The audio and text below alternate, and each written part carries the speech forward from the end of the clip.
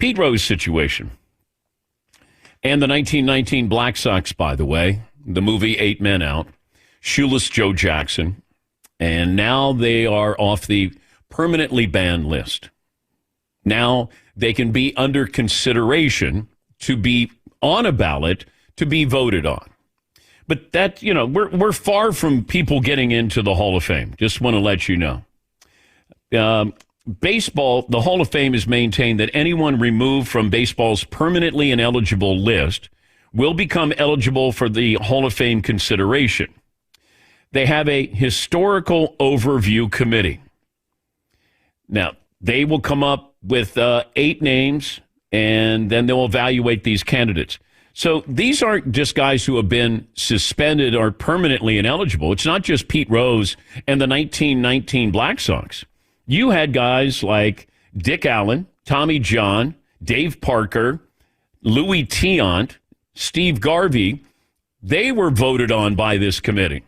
Now, that's 2024, and Dick Allen and Dave Parker got in. I hope Steve Garvey gets in. But so these are guys who just had great careers, but maybe the Hall of Very Good. They're not going to meet again until December of 2027. We got a lot of time in between. It's not a foregone conclusion. Now, Shoeless, you want to talk about cheating the game. The White Sox, known as the Black Sox, they threw the World Series. Like, that's cheating the game. Did Pete cheat the game? He gambled on the game.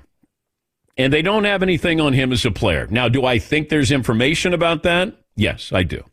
But what they have, the information, is about him as a manager here.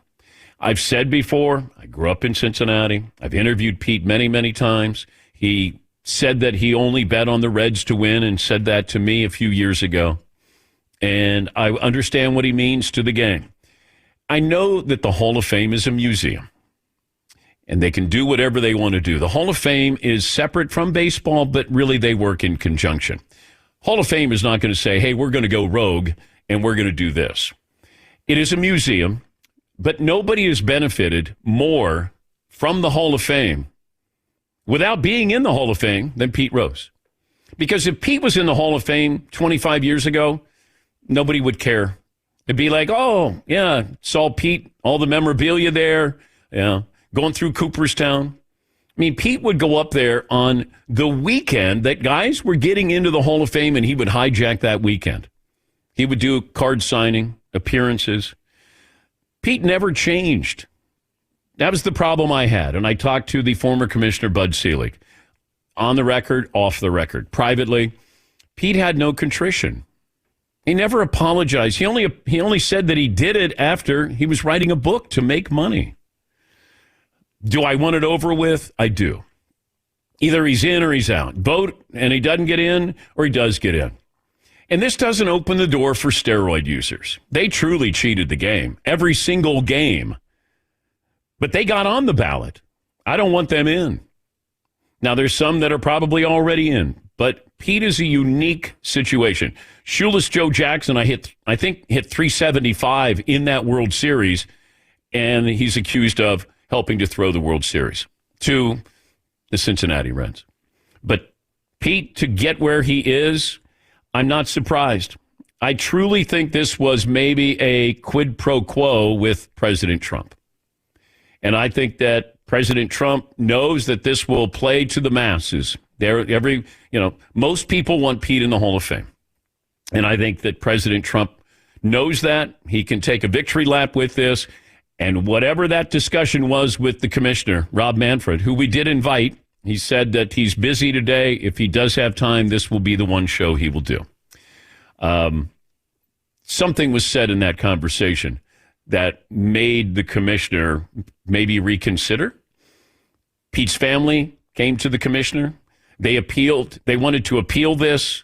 I think baseball wanted to make sure that Pete Rose did not have his day in Cooperstown, that he did not have the opportunity to get up there live with a microphone in his hand and able to say whatever he wanted to say.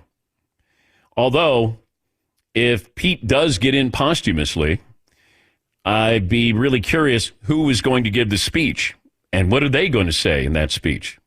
If it's Pete's son, are you going to do fire and brimstone? Or are you just going to go, thank you for allowing my father into the Hall of Fame? There's a lot of reaction to this, and that's why we'll have Johnny Bench on. He'll join us a little bit later on. But the steps to get into the Hall of Fame, there's still a long and winding road here. But I think that's where people have the foregone conclusion of, hey, he's getting in the Hall of Fame soon. And the answer is he's not. And this committee is made up of former players, former writer, or maybe current writers, but you have a group that's involved in this. And they're going to be the ones voting. I think there's 16 people on this committee, the historical committee. But make no mistake about it, you still have players who played the game the right way, had really good resumes. They just didn't make the Hall of Fame when they went through the normal process there. But you got some really good players. And I think Shoeless Joe Jackson should go in before Pete Rose does. If you're going to have a vote on this, and do you do it chronologically? How many of those players with the White Sox, 1919, are Hall of Fame worthy? Maybe 1, 2, maybe 3. That's it. Put Pete on there. You got other guys, Louis Tion, Steve Garvey.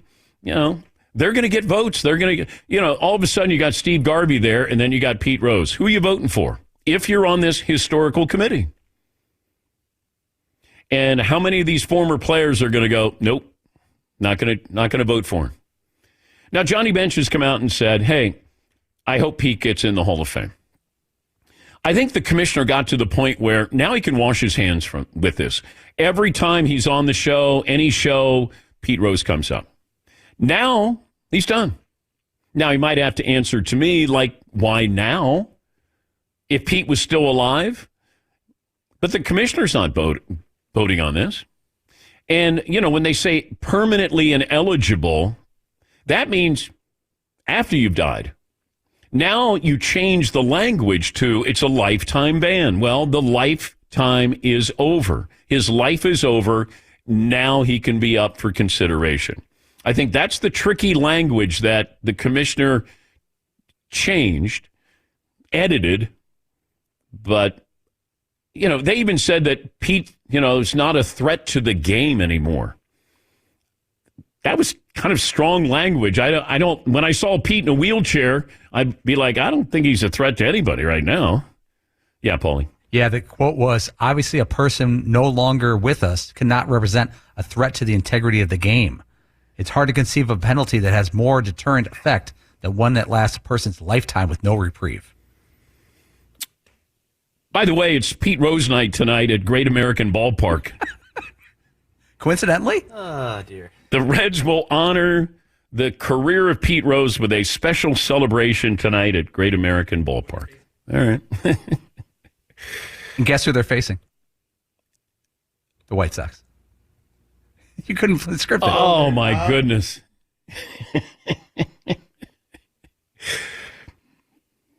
Everybody get black socks that come in.